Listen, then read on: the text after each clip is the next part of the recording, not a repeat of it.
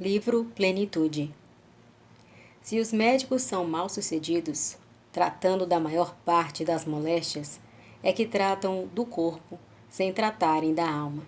Ora, não se achando o todo em bom estado, impossível é que uma parte dele passe bem.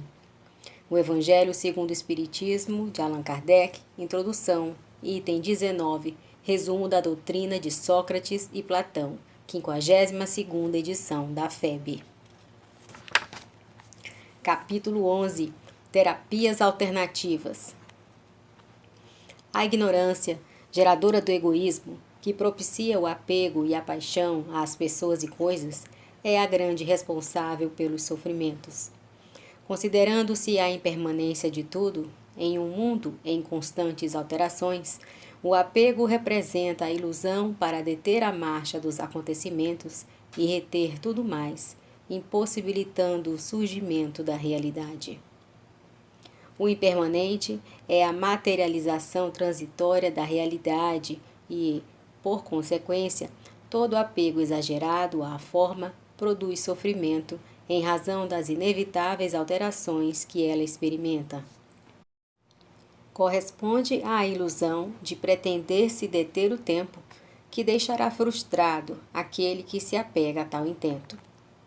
Assim, a maioria das enfermidades se origina na área emocional, como efeito do desequilíbrio da energia, transferindo-se para o psíquico ou o físico, produzindo lesões que alteram a estrutura orgânica. As terapias da medicina clássica objetivam, quase sempre, deter as doenças, destruir os invasores perniciosos, sustentar o corpo. Toda a filosofia médica ocidental centraliza-se nesse objetivo como essencial à saúde, com pequenas variações metodológicas. A sabedoria oriental, em contrapartida, estabelece, há milênios, que sendo as doenças efeitos degenerados da energia pelos fatores já examinados, elas devem ser combatidas nas suas causas. Assim, variam as técnicas alternativas para a aquisição da saúde mediante a supressão da sua causalidade. Ressurgem agora, no Ocidente, essas terapias, abrindo espaços para a eliminação ou, pelo menos, modificação do sofrimento, propondo a restauração do equilíbrio energético no ser. A ciência espírita, por sua vez, reconhecendo que todo sofrimento decorre do mau uso do livre-arbítrio pelo homem, nos valores morais, em recomposição, se encontra o mecanismo essencial para a liberação do mesmo. A tese é extensiva à problemática das doenças. Sem uma correspondente transformação moral do paciente, a terapia que se lhe aplique, quando enfermo, poderá modificar-lhe o quadro orgânico, não, porém, liberá-lo, porquanto, ao primeiro ensejo, ela ressurgirá ou facultará a manifestação de outras patologias já vigentes no campo vibratório não reequilibrado. As terapias alternativas preocupam-se, essencialmente, com o homem integral, com todo o complexo que se exterioriza no corpo e não apenas com este.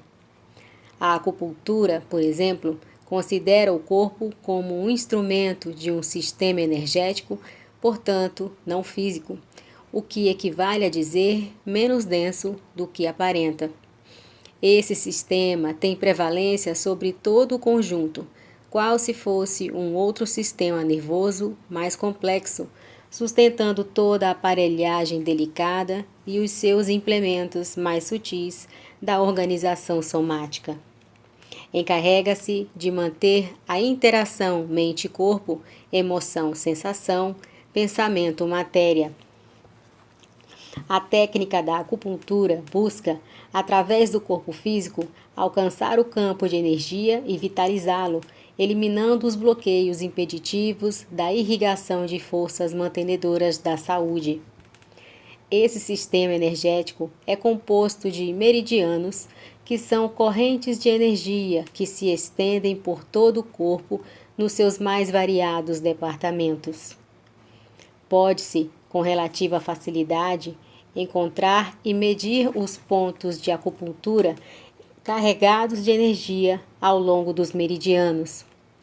Modernamente, o tobiscópio, delicado aparelho elétrico, consegue localizá-los, comprovando-lhes a existência.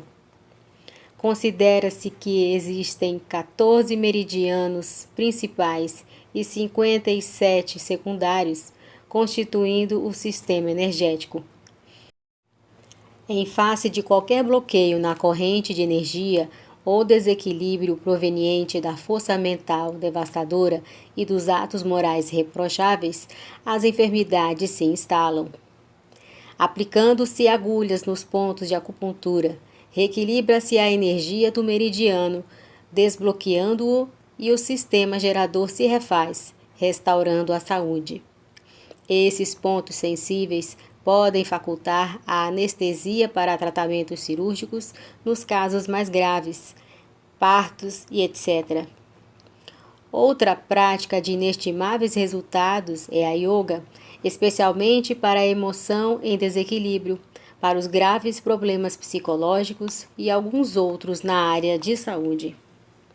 O conhecimento dos chakras como fontes de energia no sistema de vitalização orgânica propiciou técnicas de desenvolvimento, alimentação e equilíbrio de forças para a manutenção da aparelhagem material de que se utiliza o espírito no seu processo de evolução. Os chakras, tradicionalmente em número de 7, são considerados como órgãos de energia. Do coronário ao genésico, eles são o suporte de sustentação das funções psíquicas e orgânicas do corpo. Segundo a mesma tradição, o mais importante a ser considerado nos chakras é a denominada energia Kundalini, também conhecida pelo nome de serpente adormecida, que se manifesta em ascendente pela espinha dorsal, nutrindo-os e sendo, ao mesmo tempo, por eles sustentada. É também responsável pela energização dos nervos. Quando adormecida na base, atende por automatismo à organização dos chakras. Por meio da meditação, de exercícios rítmicos, de várias outras técnicas, é despertada e sua energia pode ser canalizada convenientemente, atendendo aos chakras, ampliando a área da consciência espiritual e facultando saúde física, vitalidade, harmonia nervosa. Essa, também chamada serpente de fogo, permite a aplicação da sua energia no restabelecimento da saúde pessoal, como pode ser aplicada em benefício de outros indivíduos. A yoga faculta o equilíbrio psicofísico, transformando-se em terapia alternativa de grande valor. A cromoterapia talvez se haja inspirado na helioterapia, que consiste, esta última, na utilização dos raios solares, com equilíbrio, provocando uma ativação salutar dos mecanismos vitais do corpo. A colesterina, por exemplo, sob a ação dos raios ultravioletas, se transforma na vitamina D ou antirraquítica. É de excelente resultado quando sob cuidadoso controle, mediante aumento de tempo sob a exposição solar, nos casos de espasmofilia, nas anemias infantis, em variados casos de astenia, nas convalescenças, na asma infantil, na tuberculose cutânea, em múltiplas dermatoses e etc. Os solários são de comprovado resultado positivo nas neuranemias, neurastenias e etc. A cromoterapia, mediante a aplicação de cores, propicia alguns resultados favoráveis na área da saúde, especialmente no estado psíquico em desalinho dos indivíduos. A cor vermelha é considerada excitante, enquanto o azul é calmante. Com essa conclusão, aplica-se a cor vermelha nos estados melancólicos e a azul nos de exaltação, como nos casos de delirium tremens e outros semelhantes. A cromoterapia, devidamente aplicada, por meio de um correto conhecimento das cores e dos efeitos, proporciona estados de recuperação da saúde. A luz vermelha, por exemplo, em determinados estados infecciosos, como na varíola, faculta bons resultados. A homeopatia nasceu por volta de 1796, quando Samuel Hahnemann iniciou a sua aplicação após publicar o seu ensaio sobre um novo princípio para descobrir as virtudes curativas das substâncias medicinais, seguido de alguns comentários a respeito dos princípios aceitos na época atual. Ele havia experimentado em si mesmo e nos familiares por 6 anos a nova terapêutica, cujos resultados foram surpreendentes. A homeopatia se fundamenta no princípio do similia similibus curanter, ou seja, os semelhantes curam os semelhantes e, através de diluições infinitesimais, nas quais, teoricamente, não devem existir moléculas da substância original, o medicamento deixa de ser químico para tornar-se físico.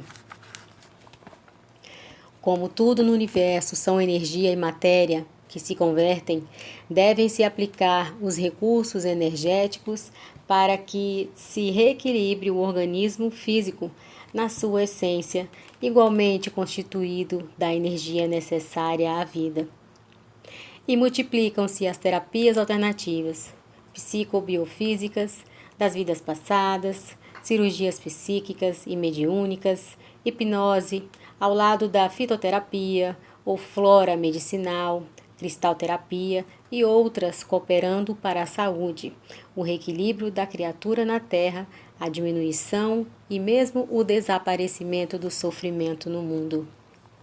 Considerando a valiosa contribuição de todas elas, não podemos esquecer que é na transformação moral do indivíduo para melhor, na ação da caridade, como prescreve o Espiritismo, respaldado no conceito de Cristo, àqueles a quem sarou, para que não voltassem a pecar, a fim de que não lhes acontecesse nada pior, que a cura real se processa e o sofrimento se dilui, cedendo lugar à paz e ao equilíbrio psicofísico.